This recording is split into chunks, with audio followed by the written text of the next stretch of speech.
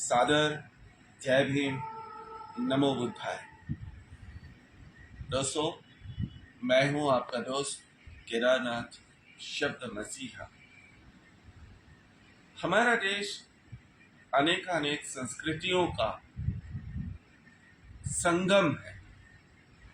अगर हम अपने इतिहास की तरफ गौर करें तो मनुष्य जब से पैदा हुआ है तब से आज तक निरंतर शांति की खोज में है।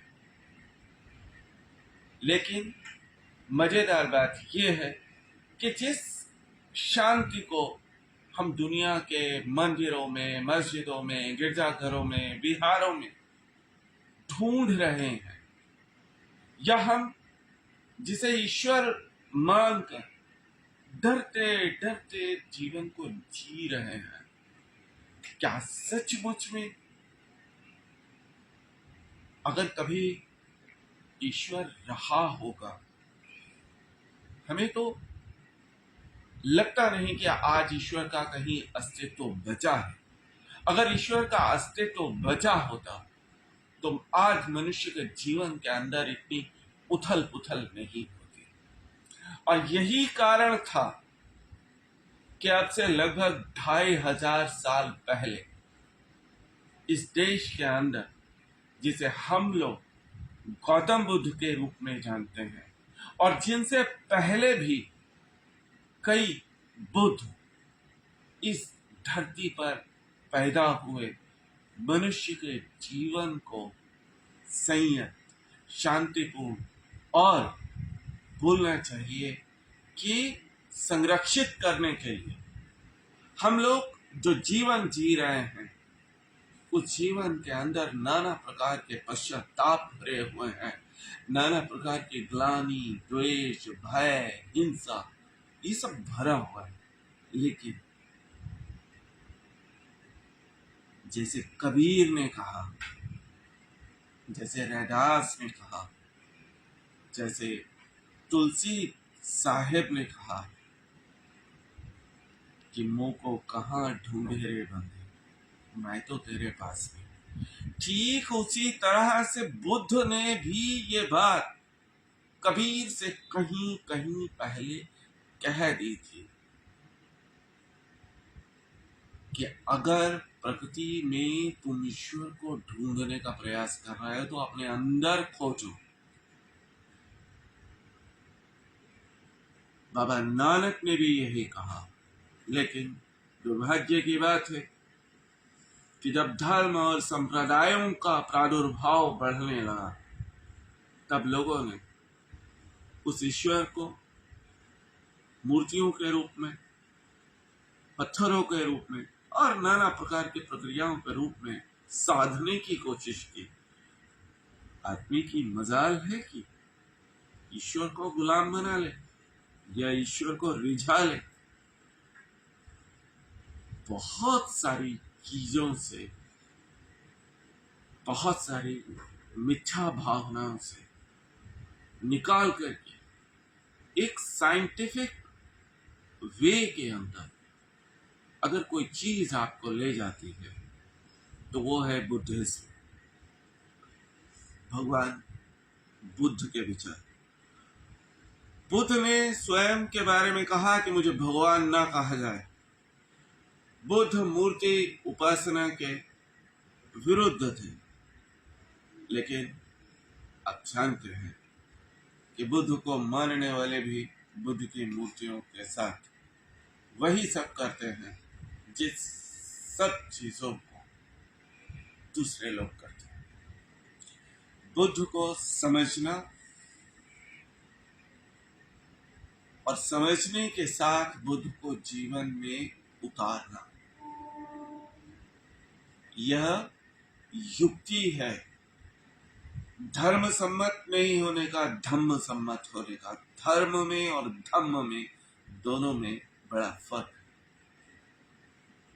जब आप जीवन को जीते हैं, जो घटनाएं आपके जीवन में होती हैं, जिन रास्तों से निकल करके आप चलते हैं, वो रास्ते आपको याद रहते हैं। उसके लिए कोई मानचित्र बनाने की जरूरत नहीं पड़ती, ठीक इसी तरह से नानक चंद जी ने बौद्ध संस्कार ये पुस्तक हम सब लोगों के सामने प्रस्तुत की है। निश्चित तौर पर बुद्ध की बात आती है तो डॉक्टर अंबेडकर की भी बात आती है, लेकिन डॉक्टर अंबेडकर अगर देखा जाए उस करुणा के प्रतीक हैं जिन्होंने जीवन भर बुराइयों के प्रति, पुरानी सड़ी गली अस्थाओं के प्रति अपने संघर्ष को जारी रखा। इस देश को संविधान दिया, लेकिन उसके इतर अगर आप देखें तो उन्होंने इस देश को आरबीआई दिया, उन्होंने इस देश को कई सारी जल परियोजनाएं दी, और उन्होंने अगर कुछ दिया इस देश को तो मनुष्य को मनुष्य के कल्याण के लिए सोचने का मार्ग दिखाया। और मुझे ऐसा कहते हुए बिल्कुल भी गुरेज नहीं है कि इस नूतन काल के अंबेडकर साहब एक बुद्ध ही थे। बुद्ध कोई व्यक्ति नहीं है, बुद्ध एक स्थिति है, और उस स्थिति तक पहुंचने के लिए किन संस्कारों के बीच में से होकर के हम लोगों को गुजरना होता है, वो एक इस छोटी सी पुस्तक के अंदर नानक चंद और आसना सिंह जी ने प्रस्तुत किया है।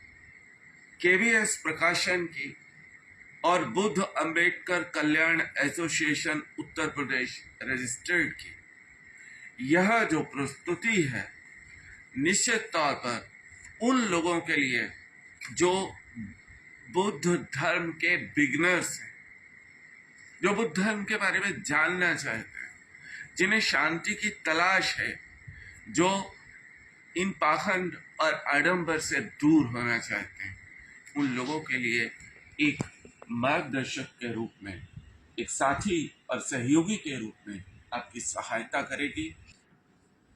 निश्चित तौर पर आप सभी लोग जानते हैं कि जितने भी पुराने बौद्ध ग्रंथ हैं उनको पाली भाषा के अंदर लिखा गया है। उससे पूर्व में प्राकृत भाषा के अंदर भी कुछ मिलता है।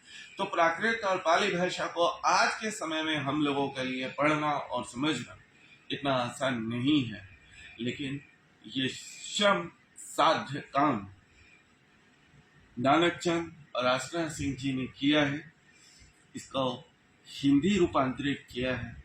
निश्चित तौर पर मैं मानता हूं कि शब्दार्थ कर लेना हो सकता है कि आसान हो, लेकिन इसके अंदर आप शब्दार्थ के साथ साथ भावार्थ भी पाएंगे।